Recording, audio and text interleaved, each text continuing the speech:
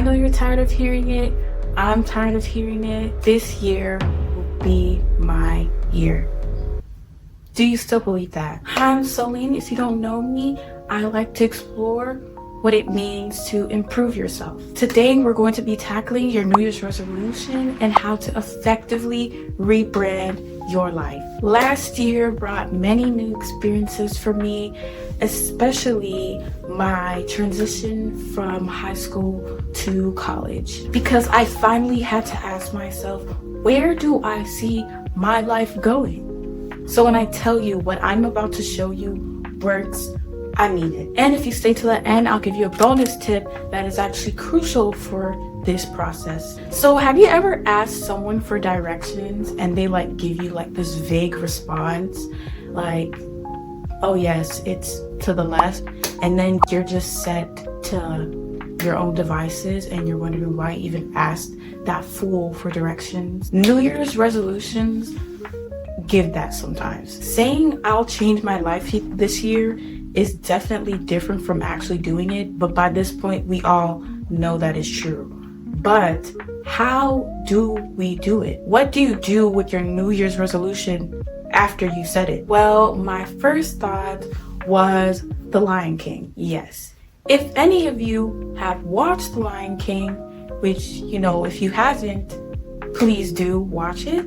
It's a great childhood movie.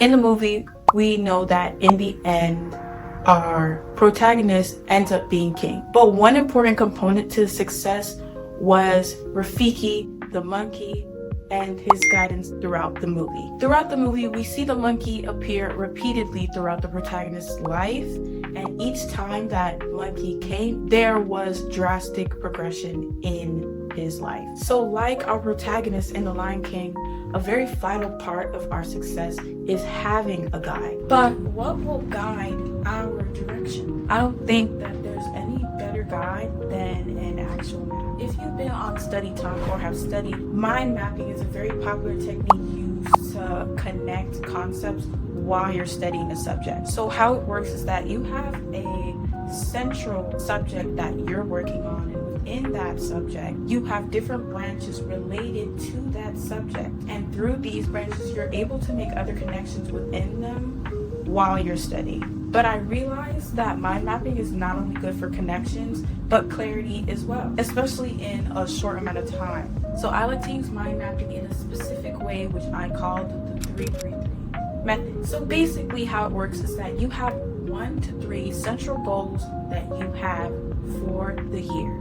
You'll have 3 branches for each goal, and within those branches you'll have 3 key results that you'd like to get out of those 3 branches. Now, at the beginning of the video, I did mention I'd give you guys a bonus tip that was crucial for this process. Yes, a clear vision for your goals is key to a successful plan, but it's only one component. But what do you do after you're creating your vision? How do you execute your plan?